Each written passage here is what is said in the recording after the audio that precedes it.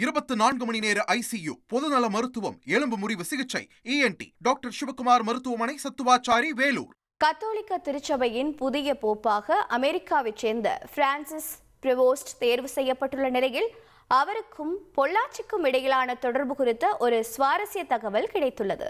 இது பற்றிய கூடுதல் தகவலோடு இணைகிறார் செய்தியாளர் வினோதினி.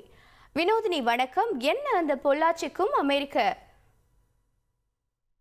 போப் புதிதாக தேர்ந்தெடுக்கப்பட்ட போப்புக்கும் இருக்கும் தகவல்? வணக்கம் கல்பனா.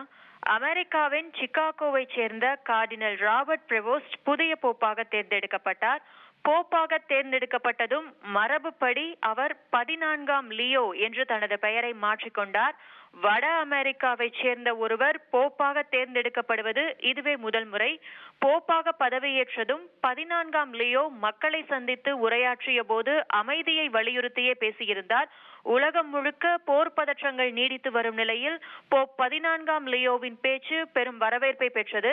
இந்நிலையில் புதிய போப்புக்கும் பொள்ளாச்சிக்கும் இடையில் ஒரு சுவாரஸ்ய தொடர்பு உள்ளது தெரிய வந்துள்ளது. போப் 14ஆம் லியோ கடந்த 2008ஆம் ஆண்டு கோவை மாவட்டம் பொள்ளாச்சி அருகே ஊத்துக்குடி தனியார் பள்ளிக்கு வருகை தந்துள்ளார். அவர் அங்கு வந்தபோது எடுத்த புகைப்படமானது தற்போது சமூக வலைதளங்களில் வைரலாகி வருகிறது.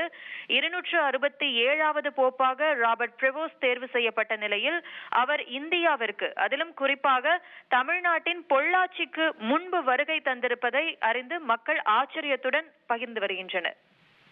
உங்களுடைய தகவல்களுக்கு நன்றி வினோதினி.